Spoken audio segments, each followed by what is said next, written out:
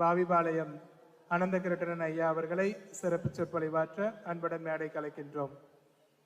செல்வனிடமாடும் சென்று சேனோங்கி செல்வ மதிதோய செல்வம் உயர்கின்ற செல்வர் வாழ் தில்லை சிற்றம்பலம் மேய செல்வன் கழலேத்தும் செல்வம் செல்வமே. உன்னை தவிர மற்றொன்று உண்டென்று உண்ணும் அவர் என்னை தொடரா வாழ்வென்றருள்வாய். முன்னம் ஒழுக்கம் கருணை தவம் உள்ளவரை எல்லாம் இழுக்கும் பழனியப்பனை. தில்லையில் மாதொரு பாகம் நோக்கி மண்ணு சிற்றம்பலத்தில் ஆதியும் முடிவுமில்லா அற்புத தனிக்கூத்தாடுகின்ற நீரார்ந்த செஞ்சடை மேல் நிலவணிந்த நிமலன் தில்லை அம்பலவான பெருமானுடைய வற்றாத திருவருளினாலும் உயிருக்கு துணையாக விளங்கி நாடும் நம்மை நன்னெறிப்படுத்தி வருகின்ற எந்த ஞானாசிரிய பெருமக்களாம் குருமகா சன்னிதானங்களின் பொன்னார் திருவடி குருவருள் பெருங்கருணையினாலும் கோவையின் புறநகரில் அமைந்து கொங்கு நாடு தொடங்கி உலகமெல்லாம் முருகப்பெருமானுடைய அருள் திறத்தை பறைசாற்றி வாழும் நெறியை மெய்ப்பித்து வருகின்ற அருள் நிறைந்த சிரவையாதீனத்தின் ஆதிகுரு முதல்வர் திருப்பெருந்திரு மகா சன்னிதானங்களின் 69வது குரு வழிபாட்டு பெருவிழாவில் இற்றை நாள் முத்தமிழ் திருநாளாக மலர்ந்திருக்கக்கூடிய பொழுதில் இயலரங்கத்திற்கு ஆற்றுப்படுத்தி குருமகா சன்னிதானங்களின் அருள் திறத்தையும் குருவருளையும் சிந்திக்கக்கூடிய பேறு கொடுத்து உளமாற நம் எல்லோரையும் வாழ்த்தி கொண்டிருக்கின்ற திருமுருக பரம்பரை வண்ணச்சரவர் வழிவழி சிரவையாதீனம் கௌமார மடாலயத்தின் 4ஆம் குருமகா சன்னிதானங்களின் பொன்னார் திருவடிகளுக்கு தெண்டனிட்ட வணக்கத்தை உரித்தாக்கியும் இந்த இயலரங்கத்தை அருட்தலைமை ஏற்று ஆர்ந்த சொற்களால் நம்மை நாளும் நெறிப்படுத்தி கொண்டிருக்கின்ற திருக்கைலாய பரம்பரை மெய்கண்டார் வழிவழி பேரூர் ஆதீனம் திருப்பெருந்திரு சாந்தலிங்க சுவாமிகள் திருமடத்தின் 25வது சீர்வளர் சீர் குருமகா சன்னிதானங்களின் பொன்னார் திருவடிகளை தெண்டனிட்டு வணங்கியும் இந்த அற்புதமான மேடையை குருமகா சன்னிதானங்களின் வழிகாட்டுதலோடு பகிர்ந்து கொள்ள மேடையில் வீற்றிருக்கின்ற அன்பர் திரு சிவதனுஷ் அவர்களுக்கு வணக்கத்தை உரித்தாக்கியும் அரங்கத்திலே நிறைந்திருக்கின்ற துறவடைந்த சான்றோர் பெருமக்களுடைய திருவடிகளை போற்றி பணிந்தும் இந்த அரங்கத்தை நிரப்பிக் கொண்டிருக்கின்ற அறிஞர் பெருமக்களுக்கும் ஆன்றோர்களுக்கும் என் பணிவையும் வணக்கத்தையும் உரித்தாக்கி இசை விற்பனர்கள், அறிஞர் பெருமக்கள், சிரவையாதீன கல்வி நிறுவனங்களுடைய ஆசிரிய பெருமக்கள், குழந்தை செல்வங்கள், திருமுருகனின் திருப்புகழை சென்னையில் சூடி வாழ்ந்து கொண்டிருக்கின்ற கந்தப்பெருமானுடைய அருள் தொண்டர்களாகிய அத்தனை பேருக்கும் என் பணிவையும் வணக்கத்தையும் உரித்தாக்கி மகிழ்கின்றேன். பேரூராதீனம் குருமகா சன்னிதானங்கள் ஆதிகுரு முதல்வர் மகா சன்னிதானங்களுடைய குருபூசையை இந்த ஆண்டு தொடங்கி நம்முடைய குருமகா சன்னிதானங்கள் 2 நாட்கள் நடத்துவதாக இனிப்பான செய்தி ஒன்றை மேடையிலே பகிர்ந்திருக்கின்றார்கள். இன்றைய நாள் முத்தமிழ் திருநாளாக மலர்ந்திருக்கின்றது. காலையில் திருப்புகழ் இசையோடு மங்கள இசையோடு தொடங்கி இயலரங்கத்தின் அடுத்த நிகழ்வாக பல்வேறு நாட்டிய நிகழ்வுகள் இந்த அரங்கத்திலே நடக்க இருக்கின்றது. மார்கழி திங்கள் மதி நிறைந்த நன்னாள் என்று ஆண்டாள் அம்மையார் போற்றுகின்றார். இந்த பெருமாதத்தில் இறைவனுடைய அருள் திறத்தை நெஞ்சார போற்றக்கூடிய பெருவழியை மாணிக்கவாசகர் காட்டுகின்றார். அப்படிப்பட்ட இந்த அற்புதமான திங்களில் கந்தனுடைய திருவடியை நிறைத்திருக்கின்ற மகா சன்னிதானங்களுடைய குரு வழிபாட்டை நம்முடைய திருமடம் எப்படி மிளிர்ந்து கொண்டிருக்கிறதோ அந்த நிலையிலே இன்னும் ஒரு நாள் கூடுதலாக செய்ய வேண்டும் என்கிற பேராவா கொண்டு நம்முடைய சிரவையாதீனம் குருமகா சன்னிதானங்கள் தொடங்கி இருக்கின்ற இந்த பெருநிகழ்வு நம்முடைய பேரூராதீன மகா சன்னிதானங்களுடைய திருமுன்பிலே நடைபெற்று அந்த நிகழ்வில் நானும் ஒரு சிறு பகுதியாக இருப்பது இந்த பிறவிக்கு நான் நன்றி செலுத்தத்தக்கதாக அமைந்திருக்கிறது என்பதை அவையடக்கமாக இந்த அவைக்கு தெரிவித்துக் கொள்ளுகின்றேன். அன்பு சார்ந்த பெருமக்களே, இந்த மண் எப்படிப்பட்டது என்று நம்முடைய வழிபாட்டிற்குரிய பேரூர் அடிகள் பெருந்தகையர் இங்கே மொழிந்தார். இந்த மண்ணுக்குரிய மாண்பு என்ன? எத்தனை வகையான சமய கொள்கைகள் இந்த மண்ணில் பயில்கிறது? அந்த சமய கொள்கைகள் எல்லாம் மனித வாழ்க்கையை எப்படி செம்மைப்படுத்துகிறது? அதையெல்லாம் நாம் எப்படி புரிந்து கொள்ள வேண்டும் என்பதை மகா சன்னிதானங்கள் தொடக்க உரையிலே மிக அழகாக குறிப்பிட்டார்கள். நம்முடைய துறவடைந்த பெருமக்களுக்கு இந்த சமயத்தினுடைய தொன்மையை, வழிபாட்டு நெறியின் பெருமையை உலக மக்களுக்கு எடுத்துச் செல்வதற்குரிய வழிகாட்டுதல்களை நம்முடைய துறவியர் பேரவை முன்னெடுத்து அதிலே ஒரு ஆழமான அடிப்படையை கண்டிருக்கிறது என்று மகா சன்னிதானங்கள் மனம் மகிழ்ந்தார்கள். இப்படிப்பட்ட ஒரு சமயத்தில், இப்படிப்பட்ட ஒரு மண்ணில், இப்படிப்பட்ட ஒரு பெரும் பரம்பரையில் வாழ்வதை நாம் செய்த பேராக கருதுகின்றோம். இன்றைக்கு உலகத்தினுடைய அரையுலகம் என்று போற்றப்படுகிற அமெரிக்க நாடு, உலகத்தினுடைய பாதியை நாங்கள் தான் வைத்திருக்கிறோம் என்று மார்தட்டி கொள்ளக்கூடிய, வல்லாதிக்கம் செலுத்தக்கூடிய நாடு, ஒற்றை நாளில் உலக பொருளாதாரத்தை தலைகீழாக மாற்றக்கூடிய வல்லமை பெற்றிருக்கிற அமெரிக்க நாடு, ஏவுகணைகளாலும் எதிரிகளை அஞ்சச் செய்யக்கூடிய ஆயுதங்களாலும் இன்றைக்கு தங்களை வல்லரசாக பறைசாற்றிக் கொள்ளக்கூடிய அமெரிக்க நாடு 300 ஆண்டுகளுக்கு முன்பு ஒரு நாடாக இல்லை. கிழக்கு நாடுகள் நாகரீகத்தின் அடிப்படை நாங்கள்தான் என்று சொல்பவர்கள் சில 100 ஆண்டுகளுக்கு முன்பு இலைதலைகளை அணிந்து கொண்டு காட்டுமிராண்டிகளாக வாழ்ந்தார்கள். இன்னும் உலகத்தினுடைய பல நாடுகள் 1000 ஆண்டை கூட சிந்திக்க முடியாத ஒரு காலத்தில் தான் நம்முடைய அன்னை தமிழகத்தில் 2000 ஆண்டுகளுக்கு முன்பாக ஐயன் வள்ளுவன் உலகம் போற்றக்கூடிய பொதுமறையை நமக்கு தந்தான். இந்த மண்ணில் தொல்காப்பியர் தோன்றி வாழும் நெறியை நமக்கு வகுத்து கொடுத்தார். அந்த பரம்பரையிலே நம்முடைய அருளாளர் பெருமக்கள் ஒவ்வொரு காலமும் இந்த மனித வாழ்க்கை செம்மையாக வாழ்வதற்குரிய ஞான நெறியை நமக்கு போதித்துக் கொண்டே வந்தார்கள். அந்த அடிப்படையிலே தான் நம்முடைய குருமகா சன்னிதானங்கள் பேசியதைப் போல கொலைமலிந்த கொங்கு நாடு என்று எல்லோரும் வெறுத்து ஒதுக்கிய வேடுவர் வாழக்கூடிய பகுதியாக இருந்த இந்த மண்ணில் நம்முடைய கோவையினுடைய புறநகரத்தில் அமைந்திருக்கக்கூடிய சரவணம்பட்டி என்கிற குக்கிராமத்தில் ஒரு வேளாண் குடும்பத்தில் பிறந்து ராமக்குட்டி என்கிற திருநாமத்தோடு வாழ்ந்த அந்த பெருந்தகை தன் வாழ்நாளை கந்தப்பெருமானுடைய சந்த புகழை உலகத்திற்கு பறைசாற்றுவதற்காக இந்த ஞான வளாகத்தை அமைத்து நம் எல்லோருக்கும் அருள் திறவி தந்தார்.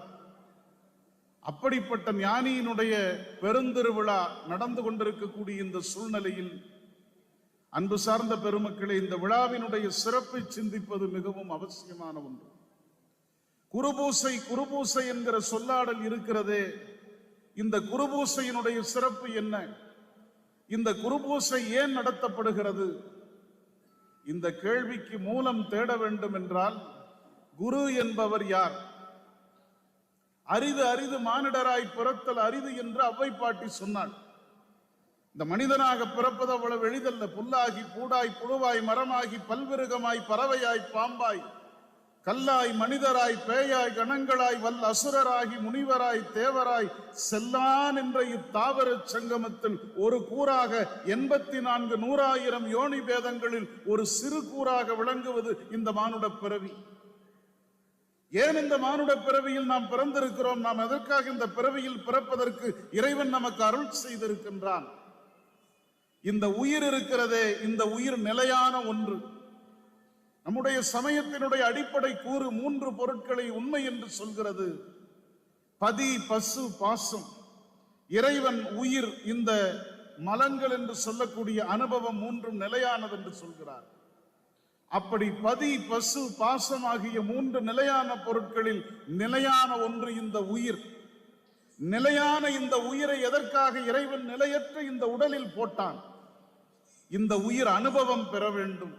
அனுபவம் எதற்காக பெற வேண்டும்? இந்த உயிர் முக்தி அடைவதற்கு அனுபவம் பெற வேண்டும். முக்தி எதற்காக அடைய வேண்டும்? முக்தி அடைவதற்கான நோக்கம் இந்த உயிர். இந்த உயிர் எப்போதும் துன்பத்தை அனுபவிக்காமல் பேரின்பத்தில் மலர்ந்திருக்க வேண்டும் என்பதற்காக முக்திக்கு இந்த உயிர் செல்ல வேண்டும் என்று கருணை கொண்டான் நம் பரம்பொருள். அப்படி கருணை கண்ட பரம்பொருள் இந்த உண்மையை, இந்த வழியை எப்படி இந்த உயிருக்கு உணர்த்துவது? எப்படி இந்த உயிருக்கு இதை புரிய வைப்பது? பல்கலைக்கழகங்களில் பாடத்திட்டமாக கொடுக்கலாமா? கல்வி நிலையங்களில் போதிக்க செய்யலாமா? சிறப்பு வகுப்புகள் நடத்தி அவர்களுக்கு சிந்தனை ஊட்டலாமா என்றெல்லாம் சிந்தித்த இறைவன், இல்லை இல்லை, அப்படியெல்லாம் செய்தால் ஒரு இடத்தில் இந்த உயிர் தோற்று போய்விடும். அதற்காக இறைவன் கருணை கொண்டு இந்த உயிருக்கு அனுபவத்தை கொடுக்க வேண்டும் என்று விரும்பினான். என்ன அனுபவத்தை கொடுப்பது? இந்த உலகத்தில் பொய்யது மெய்யது, உயர்ந்தது எது தாழ்ந்தது என்று சொல்லக்கூடிய அந்த 2 பட்ட நிலையில் இருக்கிற அனுபவத்தை இந்த உயிருக்கு கொடுக்கிற போது உண்மையான இன்பம் எது என்பதை இந்த உயிர் புரிந்து கொள்ளும். அப்படி புரிந்து கொள்ளத்தக்க உண்மையை விளக்குவதற்கு இறைவன் நமக்கு பிறவியை கொடுத்தான். கொடுத்தவன் யார் மூலமாக உணர்த்த நினைத்தான்? இங்க பாருங்க, இன்னொருவர் மூலமாக உணர்த்த நினைத்திருந்தால் அந்த கருத்திலே கலப்பு ஏற்பட்டு விடும் என்கிற காரணத்தினால் பரம்பொருளான இறைவன் கருணையோடு தானே கீழே இறங்கி வந்தான். அதைத்தான் நம்முடைய அவ்வை பிராட்டி சொன்னாள்: குருவடிவாகி குவலயம் தன்னில் திருவடி வைத்து திறம் இது பொருள் என எனக்கு இறைவன் உரைத்தான் என்று விநாயகர் அகவலில் அவ்வை பிராட்டி நமக்கு மொழிகிறார். அப்ப இறைவன் எப்படி வந்திருக்கின்றான்? குருவடிவாகி குவலயம் தன்னில் திருவடியின் தலை மீது வைத்து திறம் இது பொருள் என்று சொன்னார். அப்படி சொன்ன இறைவன் அவ்வைக்கு உபதேசம் செய்கிறான். அப்படி உபதேசம் செய்த பரம்பொருள் நம்முடைய ஞானியாக விளங்குகிற அருணகிரி பெருமானுக்கு உபதேசம் செய்கிறார். அருணகிரியாருக்கு எப்படி உபதேசம் செய்கிறார்? அண்ணாமலையில் இருக்கிற வல்லால மகாராஜன் புதுக்கிய கோபுரத்தில் இந்த வாழ்வு பொய் என்று கருதி தன்னை மாய்த்துக் கொள்ள அருணகிரியார் மேலே ஏறிய போது தன் தாமரை கரங்களால் அருணகிரியாரை தாங்கி பிடித்து அவருக்கு உபதேசம் செய்தார். முத்தை தரு பத்தி திருநகை என்று சொல்லக்கூடிய திருப்புகழ் அமுதத்தை பாடச் செய்தார். முருகப்பெருமானுடைய அருள் திறத்தை நாம் எல்லோரும் புரிந்து கொள்ளத்தக்க வகையிலே விளக்கம் செய்ய வைத்தான். இப்படியாக முருகப்பெருமான் உபதேசம் செய்த காரணத்தினாலே அருணகிரியார் என்று சொல்லக்கூடிய ஒரு பெரும் குருநாதர் நமக்கு கிடைத்தார். காலம் மாறுகிறது. அருணகிரி பெருமான் முருகனுடைய திருவடியிலே நிறைந்திருக்கின்றார். அவருக்கு பிறகு யார் உபதேசம் செய்வது? யார் நமக்கு வழிகாட்டுவது? கேள்வி எழுந்த பொழுது நம்முடைய தென்பாண்டி சீமையில் சங்கரங்கோயிலுக்கு அருகிலே திருவதாரம் செய்த நம்முடைய வழிபாட்டிற்குரிய வண்ணச்சரவம் தண்டபாணி சுவாமிகள் அந்த ஞானியை அவதாரம் செய்ய வைத்து அருணகிரியார் வாயிலாக முருகப்பெருமானுடைய உபதேசம் இறங்குகிறது. இப்படி வண்ணச்சரவம் தண்டபாணி சுவாமிகளுக்கு இறங்கிய உபதேசத்தில் 2 அற்புதமான பாடல்களை இன்றைக்கு உங்களிடத்தில் கொண்டு சேர்க்க நான் வந்திருக்கின்றேன். வண்ணச்சரவம் தண்டபாணி சுவாமிகள் நம்முடைய பழனியம்பதிக்கு வருகின்றார். முருகப்பெருமான் மீது 1000 பாடல்களை பழனி திரு 1000 என்று சொல்லக்கூடிய ஒரு அற்புதமான ஞான பணுவலை வழங்குகிறார். அதுல ஒரு பாடல், அந்த பாடலில் அருணகிரிநாத பெருமானுடைய குருவருளை நினைந்து முருகப்பெருமானுடைய திருவருளை நினைந்து நம்முடைய வண்ணச்சரவம் தண்டபாணி சுவாமிகள் முருகனுக்கு விண்ணப்பமாக ஒரு வேண்டுதல் வைக்கின்றார். என்ன கேட்கிறார் தெரியுமா? என்ன நோக்கத்திற்காக நான் இந்த உலகத்தில் அவதாரம் செய்தேன்? இந்த உலகத்தில் நான் பிறப்பதற்கு என்ன தேவை? எதற்காக இந்த மானுட சட்டை தாங்கி எலும்பும் தோலும் சதையுமாக என்னை பிறக்க வைத்திருக்கிறாய்? முருகா, நல்லது இது தீயது இது என்று பகுத்து உணரக்கூடிய சிந்தையை என்னுள்ளே ஊட்டி இருக்கின்றாய். மெய்ப்பொருள் யாதென காட்டி இருக்கின்றாய். அப்படியெல்லாம் நீ காட்டிக் கொண்டிருக்கிற போது முருகா, எனக்கு ஒரு தேவை இருக்கிறது. என்ன தேவை தெரியுமா? இந்த மாய உலகத்தில், மாசு நிறைந்த உலகத்தில் நான் வாழ வேண்டும் என்று சொன்னால் சண்டமாருதம் சுழித்தடித்து அடிக்கிறது. அப்படி அடிக்கக்கூடிய சண்டமாருதம் என்னை திசை மாற்றம் செய்து விடுகிறது. இதெல்லாம் வண்ணச்சரவம் சாமிகள் பாடினது அவருக்கான நிலையில் அல்ல, நமக்கான நிலையில் பாடுகிறார். நம்முடைய திருமணத்திற்கு குருபூசைக்கு வர வேண்டும் என்று நாம் புறப்படுகின்றோம். புறப்படுகிற போது எத்தனை இடையூறுகள் வருகிறது, எத்தனை இடைமறித்தல்கள் வருகிறது, எத்தனை வேற்று செய்திகள் நம் சிந்தைக்கு வருகிறது. அவையெல்லாம் வந்து நம்மை மாசுபடுத்தி விடும் என்று சொன்னால் இந்த அருள் விழாவிலே நம்மால் கலந்து கொள்ள இயலாது. இதிலிருந்து நம்மை காப்பாற்றுவது யார்? இதிலிருந்து நமக்கு அரணாக இருந்து நம்மை இங்கே கொண்டு வந்து சேர்ப்பது யார்? என் அன்பு பெருமக்களே, வேறு எவரும் அல்ல, எல்லாம் வல்ல முருகப்பெருமான் நினைத்தால் தான் இந்த அரங்கத்திலே நம்மால் அமர்ந்திருக்க முடியும். இது நாம் செய்திருக்கிற தவம், இது இந்த உயிர் செய்திருக்கிற நல்வினையின் வெளிப்பாடு. அப்படி செய்த உயிர் ஒருபோதும் திசை மாற்றம் அடைந்து விட வேண்டாம் என்று சொன்னால் நமக்கு துணையாக இருப்பவர்கள் முருக தொண்டர்களாக இருக்க வேண்டும். முருகனுடைய திருநாமத்தை சொல்கிறவர்களாக இருக்க வேண்டும். திருநீரை நெற்றியிலே பூசுகிறவர்களாக இருக்க வேண்டும். முருகனுடைய திருப்புகளை பாடி திருநீரு பூசி முருகா முருகா என்று நாளும் பொழுதும் உன்னை சிந்திக்கக்கூடிய மக்கள் யாரோ அவரோடு என்னை கொண்டு போய் சேர்த்து வைப்பாய்.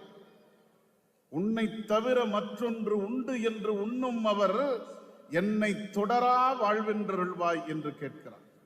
முருகா, உன்னை தவிர இந்த உலகத்தில் இன்னொன்று உண்டு என்று எவரேனும் ஒருவர் சிந்தித்தால் என் நிழலை கூட அவர் தொடரக்கூடாது.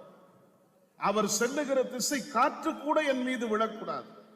அப்படி அந்த காற்று என் மீது விழுமானால் அந்த திசைக்கு நான் திரும்புவேன் என்றால் என் சிந்தையும் சிதிலமடைந்து விடும். அதனால் முருகா, உன்னை யார் தொடருகிறார்களோ, உன்னை யார் நெஞ்சிலே சுமக்கிறார்களோ அவர்களோடு வாழக்கூடிய, அவர்களை பின்தொடரக்கூடிய, அவர்களோடு இருக்கக்கூடிய பேரை எனக்கு தா என்று கேட்கிறார்.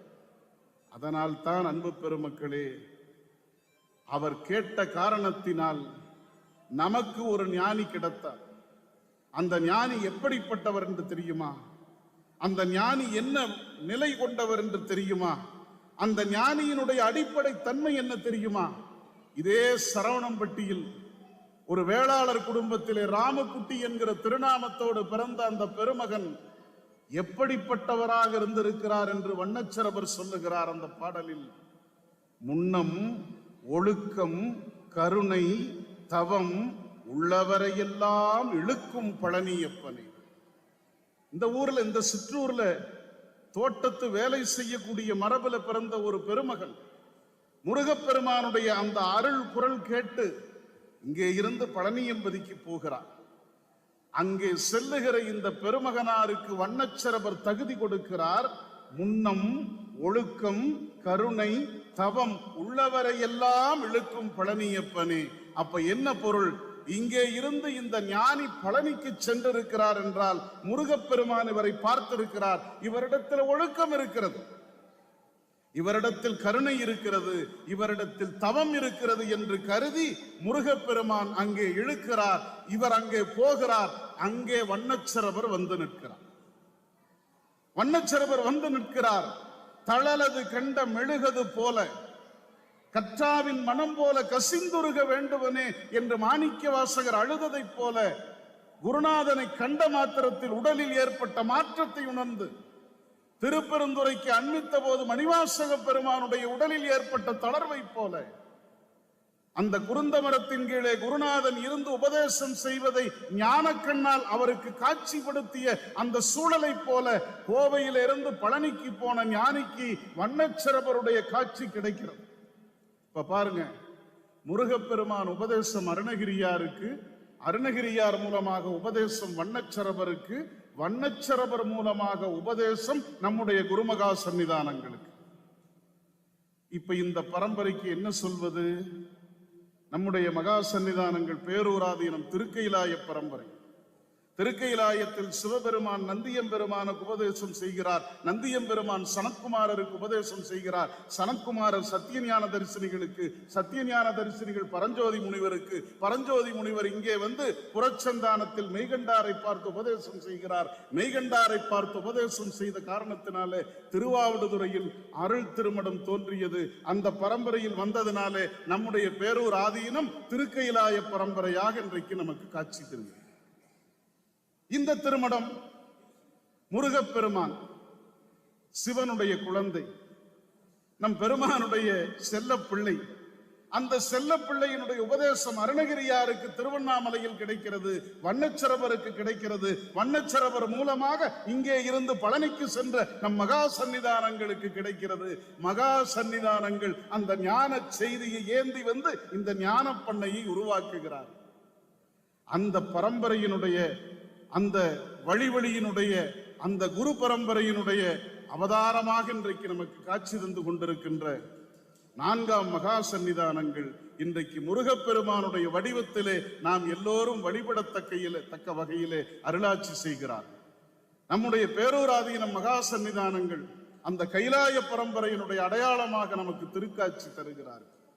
இப்ப பாருங்க, சிவபெருமானும் முருகப்பெருமானும் கோவையினுடைய இடதிலும் வலதிலும் இருக்கிற காரணத்தினால் தான் கொலை மலிந்த கொங்கு நாடு இன்றைக்கு குடமுழுக்கு நிறைந்த கொங்கு நாடாக மாறியிருக்கு. இப்படி மாறுவதற்கு நம்முடைய இந்த பகுதியிலே மகா சன்னிதானங்களும் 450 ஆண்டுகளுக்கு முன்பாக பேரூரில் நம்முடைய சாந்தலிங்க பெருமானும் இருவருமாக இந்த திருமடங்களை சமைத்தார்கள். சென்ற நூற்றாண்டில் இந்த 2 திருமடங்களுடைய குருமகா சன்னிதானங்களும் கொங்கு நாட்டிலிருந்து புறப்பட்டு உலகம் முழுக்க சென்று அருள் செய்தியை பரப்பினார்கள். அதன் தொடர்ச்சியாக நாம் வாழும் காலத்தில் இந்த 2 குருமகா சன்னிதானங்களும் உலகத்தில் இருக்கிற எல்லா மக்களுக்கும் அருள் வழி காட்டி கொண்டிருக்கக்கூடிய ஞான ஞாயிறுகளாக நமக்கு காட்சி தந்து கொண்டிருக்கிறார். அன்பு சார்ந்த பெருமக்களே, இப்படி குருவருளால் மட்டும்தான் நமக்கு பேரின்பத்தை நல்க முடியும் என்று நம்முடைய அருளாளர்கள் மொழிந்த வகையாக இன்றைக்கு நடைபெறக்கூடிய இந்த குரு வழிபாட்டில் நாம் எல்லோரும் இணைந்து நாளை இங்கே நடக்கக்கூடிய இந்த வழிபாட்டின் மூலமாக 69 ஆண்டுகளுக்கு முன்பாக இந்த ஞான வளாகத்திலே ஒடுக்கம் பெற்றிருக்கிற மகா சன்னிதானங்களின் முன்பில் நம்முடைய வண்ணச்சரவர் என்ன வரம் கேட்க வேண்டும் என்று குருநாதன் அந்தாதியில் 11வது பாடலில் பேசுகிறார். அன்பு பெருமக்களே, குருபூசையில எனக்கு அது வேணும் இது வேணும்னு கேட்கவே வேண்டாம். ஏனென்றால் நமக்கு என்ன கொடுக்க வேண்டும் என்ற குறிப்பு குருநாதனுக்கு தெரியும். நம் மனப்பக்குவம் அறிந்து உபதேசிக்கக்கூடிய இறைவனுடைய வடிவம் குருநாதன். அதனால நாளைக்கு நாம் குருநாதனிடத்துல கேட்க வேண்டிய வரம் என்னவென்று வண்ணச்சரவர் குருநாதர் அந்தாதியில் 11வது பாடலில் பேசுகிறார். இந்த பாடல்ல சொல்றாருங்க, ஐயா, மாய உலகத்தில் ஒரு மகனாக நான் பிறந்து விட்டேன். இந்த உலகம் எப்படிப்பட்டது? மாய உலகம், மாறும் உலகம், ஏமாற்றும் உலகம், கீழே நோக்கி இழுக்கக்கூடிய கீழ்மை குணம் கொண்ட உலகம். இந்த உலகத்தில் நான் ஒரு மகனாக பிறந்து விட்டேன். முந்தை வினைப்பயன் காரணமாக உன் திருநாமத்தை சொல்லுகிற பேறு பெற்றிருக்கிறேன். முருகா, உன் கருணை கொண்டு இந்த மாய உலகத்தில், இந்த சண்டமாருதத்தில் சிக்கிவிடாமல் என்னை கடைத்தேற்ற வேண்டும் என்று கேட்கிறார் வண்ணச்சரவர். அதுதான் நாளை நம் மகா சன்னிதானங்களுடைய குரு வழிபாட்டில் பெருமானுடைய திருமுன்பில் நாம் கேட்க வேண்டிய வரம். குருநாதா, இந்த மாய உலகத்தில் பிறந்து விட்டேன். இந்த மாய உலகத்திலிருந்து நான் மீண்டு ஞான நிலைக்கு செல்ல வேண்டும் என்றால் குருவருள் ஒன்றுதான் என்னை வழிநடத்தி செல்லும். அப்படி குருவருளை சிந்திக்கக்கூடிய தவம் இருக்கிற காரணத்தினால் இந்த திருமடத்திலே நிற்கிறோம். இந்த வாய்ப்பை கொடுத்த உன்னுடைய திருவடிக்கு நன்றி என்று சொல்லி, இறைவா, குருநாதா, உன்னுடைய திருவடி அன்பினாலே இந்த மாயச் சூழல் ஒருபோதும் என்னை இழுத்து விடாமல் உன் திருவடி இன்பத்தை காட்டுவாய் காட்டுவாய் காட்டுவாய் என்று விண்ணப்பிக்கிற ஒற்றை வழிபாடுதான் குரு வழிபாடு. அந்த குரு வழிபாட்டில் கலந்து எல்லோரும் எல்லாமும் பெறுவோம் என்று சொல்லி இந்த நல்ல சூழலில் உங்களிடத்தில் நின்று பேசக்கூடிய பேறு பெற்றமைக்கும் வாய்ப்பை வழங்கியமைக்கும் மகா சன்னிதானங்களுடைய திருவடியை பணிந்தவனாக என்னுடைய உரையை நிறைவு செய்கின்றேன். திருச்சிற்றம்பலம்.